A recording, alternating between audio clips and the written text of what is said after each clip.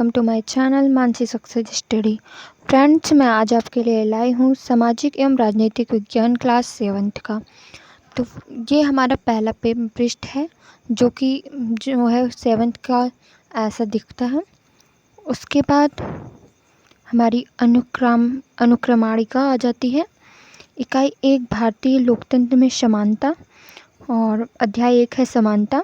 इकाई 2 राज्य सरकार, जिसमें अध्याय 2 में स्वास्थ्य में सरकार की भूमिका और अध्याय 3 में राज्य शासन कैसे काम करता है। इकाई 3 लिंग बोध जेंडर, अध्याय 4 लड़के और लड़कियों के रूप में बड़ा होना, अध्याय 5 औरतों ने बदली दुनिया। इकाई 4 संचार माध्यम और विज्ञापन, अध्याय 6 में है संचार माध्यमों को समझना, अध्याय 7 में विज्ञापनों को समझना। इकाई 5 में बाजार, हमारे आसपास के बाजार में एक कमीज, समानता के लिए संघर्ष। ये हमारे चैप्टर हैं। उसके बाद हमारा इकाई 1 शुरू होता है, जो कि ऐसे है भारतीय लोकतंत्र में समानता। शिक्षकों के लिए ये मतलब शिक्षकों के लिए है।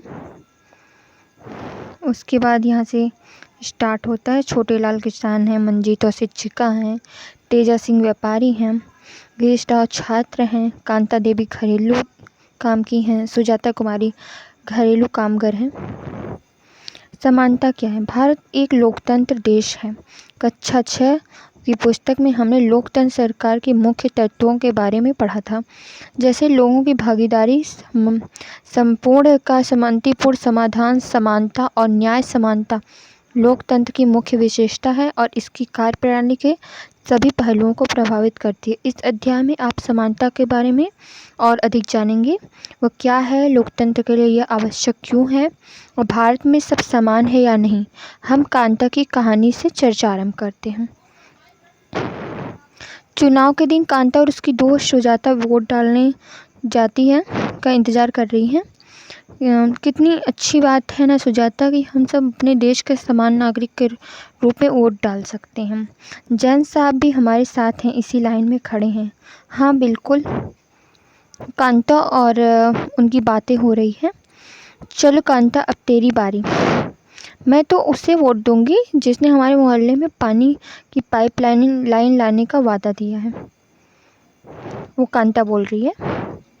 तो इसमें देखिए कुछ लोग हैं, अब्दुल रहमान हैं, वो गृहिणी हैं, परामर्श दाता हैं, सरकारी अधिकारी हैं, मीडिया है, बेरोजगार उद्योगपति।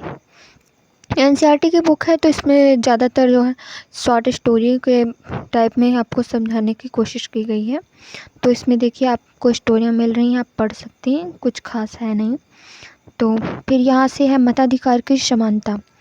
कहानी का प्रारंभ कांता के वोट देने की लाइन में खड़े होने से होता है। पुनः उन विभिन्न लोगों की ओर देखो जो उसके साथ लाइन में खड़े हैं।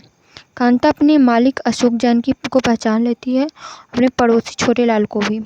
भारत जैसे एक लोकतंत्र देश में सब वयस्कों को मत देने का अधिकार है, चाहे उनका धर्म कोई भी हो, शिक्षा का स्तर या जाति कुछ भी हो, वो गरीब हों या अमीर हों।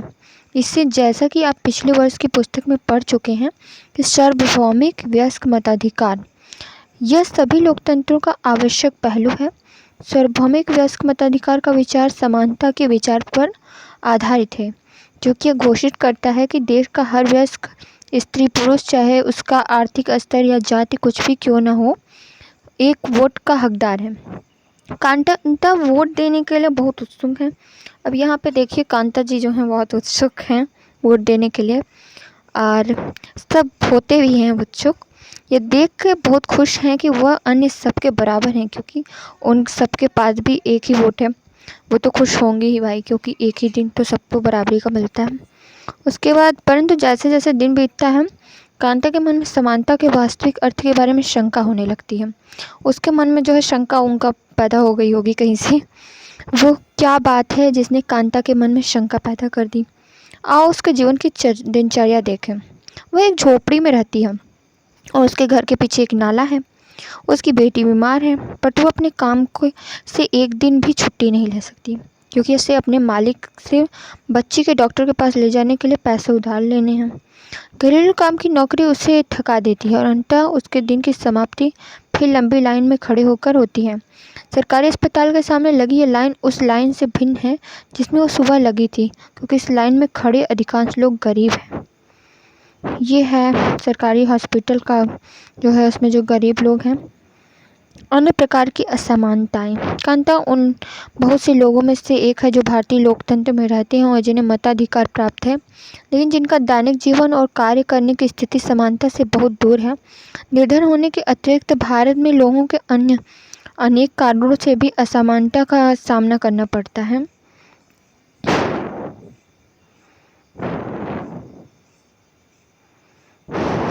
तो हम यहाँ से पढ़ रहे हैं।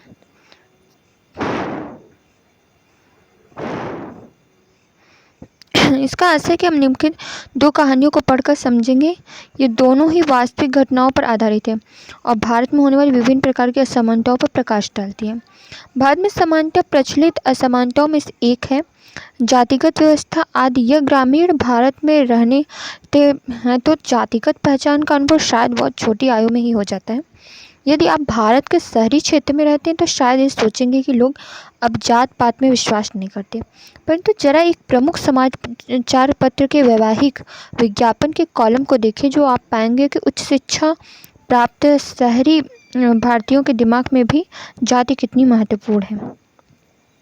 आइए अब एक कहानी स्कूल जाने वाले एक दलित बच्चे के अनुभवों के बारे में पढ़ें। दलितों के बारे में पहले ही पिछले वर्ष की पुस्तकों में पढ़ चुके हैं कि दलित एक ऐसा शब्द है जो निचली कही जाने वाली जाति के लोग स्वयं को संबोधित करने के लिए प्रयोग में लाते हैं। दलित का अर्थ होता है कुचला हुआ या टूटा हुआ। इस शब्द का इस्तेमाल करके दलित यह संकेत करते हैं कि पहले भी उनके साथ बहुत भेदभाव होता था और आज भी हो रहा है। अब इसमें से दलित का जो ये है कि दलित एक ऐसा शब्द है जो निचली जाने वाली जाति के लोग स्वयं को संबोधित करते हैं और दलित का अर्थ होता है कुचला हुआ या टूटा हुआ। इसको थोड़ा आप पढ़ लीजिएगा क्योंकि ये काम का थोड़ा सा है। ओम प्रकाश वाल्मीकि एक प्रसिद्ध दलित लेखक हैं। अपनी आत्मकथा झूठन में वो लिखते हैं, कक्षा में मुझे दूसरे से अलग बैठना पड़ता था और वो भी फर्श पर, क्योंकि बैठने की टाटपट्टी पर जगह नहीं होती थी। कभी कभी मुझे सबसे पीछे दूरी पर बैठना पड़ता था, बिल्कुल दरवाजे के पास। कभी कभी बिना किसी कारण के वो मुझे मार पीट कर भगा देते थे।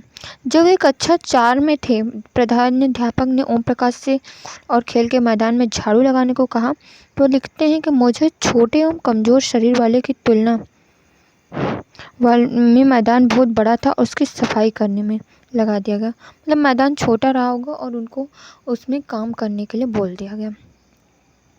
उनकी जो है पीठ दर्द करने लगी। उनका चेहरा जो है वो एकदम से धूल से भर गया। मेरे मुंह के अंदर चली गई और उनके अंदर धूल जो है उनके मुंह में चली गई। और मेरी कक्षा के दूसरे बच्चे पढ़ रहे थे और उन्हें झाड़ू लगा रहा था। प्रधानाध्यापक अपने कमरे में बैठे मुझे देख रहे थे। मुझे एक बार पानी पीने की भी अनुमति नहीं दी गई। वो अपने बारे में बताते हैं, वो ये सब उनकी स्टोरियां हैं कि वो दिन भर झाड़ू लगाते रहे, स्कूल के दरवाज़ों और खिड़कियों से शिक्षक और लड़कों का तमाशा देखते रहे। तो ओम प्रकाश ने अगले 2 दिन तक स्कूल के खेलों मैदान में झाड़ू लगवाई जाती रही। मतलब उनसे जो स्कूल में उनसे साथ दुर्व्यवहार किया गया टीचर के द्वारा, वो यही स्टोरी है। यहाँ पे एक क्वेश्चन है, आपके विचार से ओम प्रकाश वाल्मीकि के साथ उसके शिक्षक और सहपाठियों ने असमानता का व्यवहार क्यों किया? और अपने आप को ओम प्रकाश वाल्मीकि की जगह रखते हुए 4 पंक्तियों लिखिए और उक्त स्थिति में आप कैसे अनुभव करते हैं। तो हम तो सच में बुरा ही अनुभव करेंगे, क्योंकि जो भी उसके साथ हुआ बहुत ही बुरा हुआ। दूसरी कहानी भी ऐसे ही आधारित है, जो भारत को एक बड़े शहर में घटी और देश के अधिकांश भागों जिससे में ऐसा होना है। सामान्य बात है कि कहानी श्री और श्रीमती अंसानी की है, जो शहर के किराए पर एक मकान लेना चाहते हैं। वे पैसे वाले थे, इसलिए किराए की कोई समस्या नहीं थी। वे मकान ढूंढने में मदद करते। तो इस टाइप से मतलब वो बहुत सारी जो असमानताएं हैं भारत में, वो इस स्टोरी के द्वारा हमें बताया गया है। तो फिर प्रॉपर्टी डीलर ने सुझाव दिया कि वो अपना नाम बदल कर श्री और श्रीमती कुमार रखना चाहेंगे। आसानी दंपति ऐसा करने में इच्छुक नहीं थे, इसलिए उन्होंने कुछ और मकान देखने का निश्चय किया। अंत में लगभग 1 महीने ढूंढने के बाद उन्हें एक मकान मालकिन मिली जो उन्हें किराए पर मकान देने की तैयारी में थी। उसके बाद आती है मानवीय गरिमा के मूल्य। अब तक आप समझ गए होंगे कि प्राय कुछ लोगों के साथ असमानता का व्यवहार बस इसी कारण होता है कि उनके जन्म किस जाति, लिंग या धर्म पे हुआ और वे उच्च वर्ग के हैं या मध्यम या निम्न वर्ग के। तो ये जो है बहुत ये है असमानता का जो है डेफिनेशन कि असमानताएं क्या है। तो आप लिख सकते हैं कि जो है जन्म, जाति, लिंग या धर्म में जो भेदभाव होता है उसे हम असमानता कहते हैं। तो जब लोगों के साथ असमानता का व्यवहार होता है तो उनके सम्मान को ठेस पहुंचती है। तो वो सम्मान को ठेस तो पहुंचेगी ही। अगर हम लोगों के साथ ही कोई व्यवहार करे ऐसा तो हम लोगों को भी तो सम्मान में ठेस पहुंचेगी। ओम प्रकाश वाल्मीकि तथा अंसारी दंपति के साथ किए गए व्यवहार के कारण उनकी गरिमा को ठेस पहुंचती। ओम प्रकाश वाल्मीकि को उनकी जाति के कारण स्कूल में झाड़ू लगवाकर शिक्षकों छात्रों ने उनके सम्मान को बुरी तरह से आहत किया। उन्होंने यह महसूस कराया कि वो विद्यालय के अन्य छात्रों के समान नहीं है, उनसे कमतर है। बच्चा होने के कारण ओम प्रकाश वाल्मीकि स्वयं इस बारे में अधिक कुछ नहीं कर सके, किंतु जब उनके पिता ने अपने बेटे को झाड़ू लगाते देखा तो उन्हें इस असमान व्यवहार पर क्रोध आया और उन्होंने शिक्षकों के समझ विरोध प्रकट किया। जब लोगों ने आसानी दंपति को अपने मकान किराए पर देने से इनकार कर दिया तब उनके सम्मान को भी चोट पहुंची। फिर जब प्रॉपर्टी डीलर ने नाम बदलने का सुझाव दिया तब उनके आत्मसम्मान ने उन्हें ऐसा करने से रोक दिया। उन्होंने इस सुझाव को ठुकरा दिया। और इसके बाद है भारतीय लोकतंत्र में समानता। 1975 में बनी हुई फिल्म में जूते पॉलिश करने वाला एक लड़का फेंक कर दिए गए पैसे को उठाने से इनकार कर देता है। वो मानता है कि उसके काम की गरिमा उससे उसका भुगतान आदर के साथ किया जाना चाहिए। तो ये कोई मूवी है, उसमें जो है पैसा डीलर मूवी थी, बहुत अच्छी थी 1975 की। तो उसमें जो है पैसे फेंक दिए गए उस बच्चे के सामने। तो उस बच्चे ने बोला, सर मैं ये पैसे नहीं ले सकता क्योंकि मेरा जो काम है मैंने वो मेहनत किया है, तो आप मुझे जो है पूरे सम्मान के साथ वो पैसे दीजिए। तो भारतीय लोकतंत्र में समानता, तो ये जो है हमारा जो है चैप्टर का जो है बहुत ही अच्छा है। भारतीय संविधान जब व्यक्तियों को समान मानता है, इसका अर्थ है कि देश के व्यक्ति चाहे वो पुरुष हो या स्त्री, किसी भी जाति, धर्म और शैक्षिक और आर्थिक पृष्ठभूमि से संबंध रखते हों, वे सब समान माने जाएंगे। लेकिन इसके बाद भी हम यह नहीं कर सकते हैं कि असमानता खत्म हो गई है। यह खत्म नहीं हुई है, लेकिन फिर भी संसद हमारे लोकतंत्र का आधार स्तंभ है और हम अपने निर्वाचित प्रतिनिधियों के माध्यम से उसमें प्रतिनिधित्व पाते हैं। तो ये है, कम से कम भारतीय संविधान में सब व्यक्तियों की समानता के सिद्धांत को मान्य किया गया। जब पहले भेदभाव और दुर्व्यवहार से लोगों की रक्षा करने के लिए कोई कानून नहीं था, अब अनेक कानून लोगों के समान तथा उनके साथ समानता के व्यवहार को सुनिश्चित करने के लिए मौजूद है। समानता को स्थापित करने के लिए संविधान में जो प्रावधान है उनमें से कुछ निम्नलिखित है। प्रथम, कानून की दृष्टि से हर व्यक्ति समान है। इसका तात्पर्य यह है कि हर व्यक्ति को देश के राष्ट्रपति से लेकर कांता जैसी घरेलू काम की नौकरी करने वाली महिला तक सभी को एक ही जैसे कानून का पालन करना है।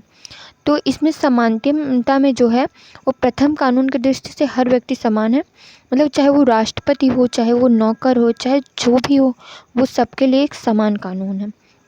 दूसरा, किसी भी व्यक्ति के साथ उसके धर्म, जाति, वंश, जन्मस्थान और उसकी स्त्री या पुरुष होने के आधार पर भेदभाव नहीं किया जा सकता।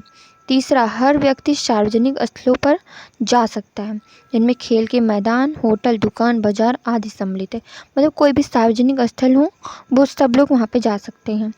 सब लोग सार्वजनिक कुओं, सड़कों और नहाने की घाटों का उपयोग कर सकते हैं। चौथा, अस्पृश्यता का उन्मूलन कर दिया गया। अस्पृश्यता दोस्तों ये है कि जैसे किसी को जो है अपनी बराबरी पे ना रखना, ये सब जो अस्पृश्यता है। शासन ने संविधान द्वारा मान्य किए गए समानता के अधिकार को दो तरह से लागू किया। पहला, कानून के द्वारा और दूसरा, सरकार की योजनाओं कार्यक्रमों के द्वारा। ये जो है बहुत इम्पॉर्टेंट है कि शासन ने, जैसे क्वेश्चन आ जाता है, शासन संविधान द्वारा मान्य किए गए समानता के अधिकार को किस तरह से लागू करता है, तो आप लिख सकते हैं पहला कानून के द्वारा और दूसरा सरकार की योजनाओं व कार्यक्रमों द्वारा सुविधाहीन समाज की मदद करके। भारत में ऐसे कानून हैं जो व्यक्ति के समान व्यवहार प्राप्त करने के अधिकार की रक्षा करते हैं। कानून के साथ साथ सरकार के उन समुदायों जिनके साथ सैकड़ों वर्षों तक असमानता का व्यवहार हुआ है, उनका जीवन सुधारने के लिए अनेक कार्यक्रम और योजनाएं लागू की गई। ये योजनाएं ये सुनिश्चित करने के लिए चलाई गई हैं कि जिन लोगों को अतीत में अवसर नहीं मिले, अब उन्हें अधिक अवसर प्राप्त हों। तो ये जो है, मतलब जो पहले जो है पास्ट में उनको जो है असमानता मिली, ये सब मिला, तो उसलिए ये अवसर चलाए गए हैं कि जो है सबको समानता मिले। इस दिशा में सरकार द्वारा उठाया गया एक कदम है मध्याह्न भोजन की व्यवस्था। अब अगर जो है सरकारी स्कूल में पढ़ते होगे या हुए होगे, तो आपने देखा होगा कि मतलब मध्याह्न भोजन बच्चों में कराया जाता है। तो वो जो है सरकार की यही है कि जब बच्चों में ही रहेगा कि अस्पृश्यता को दूर किया जाएगा, तो हमारा समाज, जो वही बच्चे बड़े होके हमारे समाज के उनको एक प्रकाशित करेंगे। इस कार्यक्रम के अंदर सभी सरकारी प्राथमिक स्कूल के बच्चों को दोपहर का भोजन स्कूल द्वारा कराया जाता है। यह योजना भारत में सर्वप्रथम तमिलनाडु राज्य में प्रारंभ की गई। आप इसको नोट कर सकते हो कि मध्याह्न भोजन का जो है वो जो है तमिलनाडु राज्य से प्रारंभ की गई। आप इसको कॉपी पेन लेके नोट कर सकते हो क्योंकि ये बहुत इंपॉर्टेंट क्वेश्चन है। तो क्योंकि ज़्यादातर परीक्षाओं में पूछ भी ली जाती है कि मध्याह्न भोजन का शुरुआत कहाँ से होगा, तो तमिलनाडु राज्य था। और 2001 में उच्चतम न्यायालय ने सभी राज्य सरकारों को उसे अपने स्कूल में 6 महीने के अंदर आरंभ करने का निर्देश दिया। और 2001 में ये भी बहुत इंपॉर्टेंट है, उच्चतम न्यायालय ने सभी राज्य सरकारों को इसे अपने स्कूल में 6 माह के अंदर आरंभ करने का निर्देश दिया। इस कार्यक्रम के काफ़ी सकारात्मक प्रभाव हुए। उदाहरण के लिए दोपहर का भोजन मिलने के कारण गरीब बच्चों में अधिक संख्या में स्कूल में प्रवेश लेना और नियमित रूप से स्कूल जाना शुरू कर दिया। शिक्षक बताते हैं कि पहले बच्चे खाना खाने घर जाते थे और फिर वापस स्कूल लौटते ही नहीं थे, परंतु अब जब से स्कूल में मध्याह्न भोजन मिलने लगा है तो उनकी अनुपस्थिति में भी सुधार आया है। वे माताएं जिन्हें पहले अपना काम छोड़कर दोपहर के बच्चों को खाना खिलाना घर आना पड़ता था, अब उन्हें ऐसा नहीं करना पड़ता। इस कार्यक्रम से जातिगत पूर्वग्रहों के कम करने में भी सहायता मिली, क्योंकि स्कूल में निम्न व स्कूल उच्च जाति के बच्चे साथ साथ भोजन करते हैं। तो वही मैंने बताया ना कि दोनों लोग साथ में भोजन करेंगे तो हमारा समाज प्रकाशित होगा, तो वही बात है इसमें। भोजन करते हुए कुछ स्थानों पर तो भोजन पकाने के दलित महिलाओं को काम पर रखा गया है, कुछ स्थानों पर तो जो है दलित महिलाओं को ही रखा गया। वही मतलब मध्याह्न भोजन कार्यक्रम ने निर्धन विद्यार्थियों को भूख मिटाने में सहायता प्रदान की है। खाली पेट स्कूल आते हैं और इसी कारण पढ़ाई पर ध्यान केंद्रित नहीं कर पाते थे। यद्यपि शासकीय कार्यक्रमों अवसरों की असमानता बढ़ाने में महत्वपूर्ण भूमिका निभा रहा है, किंतु अभी अभी वो बहुत कुछ करने की आवश्यकता है। मध्याह्न भोजन कार्यक्रम ने निर्धन बच्चों का स्कूल में प्रवेश और उनकी अनुपस्थिति तो बढ़ा दी है, लेकिन फिर भी देश में वे स्कूल जहाँ अमीरों के बच्चे आते हैं उन्हें स्कूलों से अलग है जहाँ गरीब बच्चे पढ़ते हैं। आज भी देश में कई स्कूल हैं जिनमें ओम प्रकाश वाल्मीकि जैसे दलित बच्चों के साथ भेदभाव और असमानता का व्यवहार किया जाता है। इन बच्चों को ऐसी असमानता स्थितियों में ढकेला जाता है जहां उनके सम्मान की रक्षा नहीं हो जा पाती। ऐसा इसलिए क्योंकि कानून बने जाने के बाद भी लोग उन्हें समझने से इनकार कर देते हैं। जब कानून कोई बनता है तो लोग उसे समझते ही नहीं हैं और जो है वो लोग अपने दाव पेच में रहते हैं। इसका मुख्य कारण यह है कि दृष्टिकोण में बहुत धीरे धीरे परिवर्तन आता है। तो वो तो है कि किसी भी आदमी जब वो जिस माहौल में ढला हुआ है उसको आप अचानक से चेंज होने के लिए बोलेंगे तो चेंज नहीं होगा, तो साल या 2 साल तो ले ही लेगा चेंज होने में। यद्यपि लोग यह जानते हैं कि भेदभाव का व्यवहार कानून के विरुद्ध है, फिर भी वे जाति, धर्म, अपंगता, आर्थिक स्थिति और महिला होने के आधार पर लोगों से असमानता का व्यवहार करते हैं। वर्तमान दृष्टिकोण को बदलना तभी संभव है जब लोग यह विश्वास करने लगें कि कोई भी कमतर नहीं है और हर व्यक्ति सम्मानजनक व्यवहार का अधिकारी है। प्रजातंत्र समाज में समानता स्थापित करने का एक सतत संघर्ष है, जिसमें व्यक्तियों और विभिन्न समाजों का सहयोग देने और इस पुस्तकों में आप इसके बारे में और अधिक पढ़ेंगे। यहाँ पे कुछ बी आर अम्बेडकर ने कहा है, मनुष्य नाशवान है, हर व्यक्ति को किसी न किसी दिन मरना है, परंतु व्यक्ति को यह संकल्प लेना चाहिए कि वो अपने जीवन का बलिदान आत्मसम्मान के उच्च आदर्शों को विकसित करने और अपने मानव जीवन को बेहतर बनाने में करेगा। किसी भी शासी व्यक्ति के लिए आत्मसम्मान रहित जीवन जीने से अधिक अशोभनीय और कुछ नहीं है। शायद आप लोग सोच रहे होंगे कि क्या भारतीय लोकतंत्र ही ऐसा जहां समानता का अस्तित्व और जहां समानता के लिए संघर्ष जारी है। सच तो यह है कि संसार के अधिकांश लोकतंत्री देशों में समानता के मुद्दे पर विशेष रूप से संघर्ष हो रहे हैं। उदाहरण के लिए संयुक्त राज्य अमेरिका में अफ्रीकी अमेरिकन लोग जिनके पूर्वज गुलाम थे और अफ्रीका से लाए गए थे, वो आज भी अपने जीवन के मुख्य रूप से असमान बताते हैं। जबकि 1950 के अंतिम दशक में अफ्रीका अमेरिका के समान अधिकार दिलाने के लिए आंदोलन हुआ था। आप ये सब नोट कर सकते हो कि 1950 के अंतिम दशक में अफ्रीका अमेरिका के समान अधिकार दिलाने में आंदोलन हुआ था। इससे पहले अफ्रीकी अमेरिकनों के साथ संयुक्त राज्य में बहुत असमानता का व्यवहार होता था और कानून में उन्हें समान नहीं मानते। उदाहरण के लिए बस की यात्रा करते समय उन्हें बस के पीछे बैठना पड़ता था। जब भी कोई गोरा आदमी बैठता था उन्हें अपनी सीट से उठना पड़ता था। ये देखिए, मतलब कुछ चित्र हैं। रोजा पावर्स एक अफ्रीकी अमेरिका महिला थी। 1 दिसंबर 1955 को दिन भर काम करके थक जाने के बाद बस में उन्हें अपनी सीट एक गोरे व्यक्ति को देने से मना कर दिया। उस दिन उनके इनकार से अफ्रीकी अमेरिकियों के साथ असमानता को लेकर एक विशाल आंदोलन प्रारंभ हो गया। वो मतलब बोली कि मैं नहीं दूंगी, तो एक असमानता के लिए विशाल आंदोलन प्रारंभ हो गया, जो नागरिक अधिकार आंदोलन सिविल राइट्स मूवमेंट कहलाया। तो आप इसको नोट कर सकते हो कि ये जो है सिविल राइट्स मूवमेंट कहलाया। 1914 को नागरिक अधिकार अधिनियम में नस्ल, धर्म और राष्ट्रीय मूल के आधार पर भेदभाव को निषिद्ध कर दिया। इससे यह भी कहा गया कि अफ्रीका अमेरिकन बच्चों के लिए सब दरवाजे खोल जाएंगे और उन लोगों अलग स्कूलों में नहीं जाना पड़ेगा, जो विशेष रूप से केवल उन्हीं लोगों के लिए खोले गए हैं थे। इतना होने के बावजूद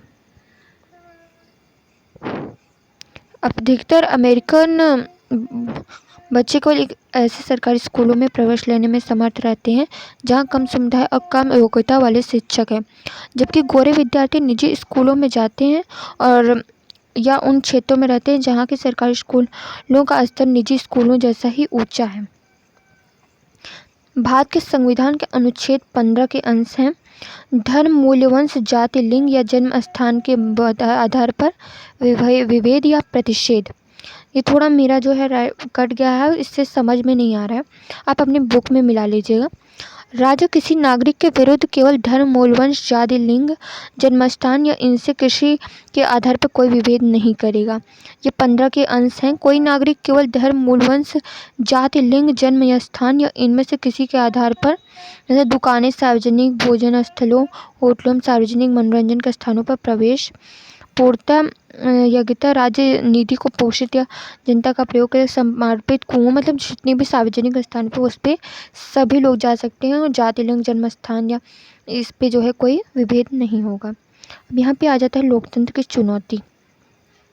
किसी भी देश को पूरी तरह से लोकतंत्र नहीं कहा जा सकता। हमेशा ही ऐसे समुदाय और व्यक्ति होते हैं जो लोकतंत्र को नए अर्थ देते हैं और अधिक से अधिक समानता लाने के लिए नए नए सवाल उठाते हैं। उसके केंद्र में यह संघर्ष है जो सब व्यक्तियों को समानता और असम्मान दिलाने का पक्षधर है। इस पुस्तक में आप पढ़ोगे कि जिस तरह समानता का प्रश्न, मतलब ये सब है, बहुत विचार कीजिए कि क्या सब व्यक्तियों को समानता और उनके असम्मान को ऊंचा रखने की भावना को लोग स्वीकार कर रहे हैं या नहीं। तो आप इस पे विचार करिएगा। तो यहाँ पे अभ्यास है, मतलब क्वेश्चन आंसर है, लोकतंत्र में सार्वभौमिक वयस्क मताधिकार क्यों महत्वपूर्ण है। तो आपने जो भी पढ़ा उससे समझ में आपको आ गया होगा कि क्या क्यों ज़रूरी है। और फिर संविधान का अनुच्छेद 15 के अंश को पुनः पढ़िए और 2 ऐसे तरीके जिन अनुच्छेद असमानता को दूर करता है। ओम प्रकाश वाल्मीकि का अनुभव असली दंपति के अनुभव को किस प्रकार मिलता है, और कानून के सामने व्यक्ति बराबर है, इस कथन में आप क्या समझते हैं। भारत सरकार ने 1995 विकलांगता अधिनियम स्वीकृत किया था। ये कानून कहता है कि विकलांग व्यक्तियों को भी समान अधिकार प्राप्त हो, समाज में उनकी पूरी भागीदारी संभावना बनाने सरकार का दायित्व है। सरकार को उन्हें निःशुल्क शिक्षा देना, विकलांग बच्चों को स्कूलों की मुख्यतः में सम्मिलित करना। कानून यह भी कहता है कि सभी सार्वजनिक स्थल जैसे भवन, स्कूल आदि में ढलान बनाया जाना चाहिए जिसमें वह विकलांगों के लिए पहुंचना सरल हो जाए। तो चित्र में आप देख ही रहे होंगे सीढ़ी से बच्चों को कैसे उतारा जा रहा है। तो फ्रेंड्स, अगर आपको मेरा ये जो चैनल पसंद आया हो, ये मेरा वीडियो अगर आपको पसंद आया होगा, प्लीज़ इस पर सब्सक्राइब और लाइक कीजिएगा। और जो है मेरे चैनल को जो है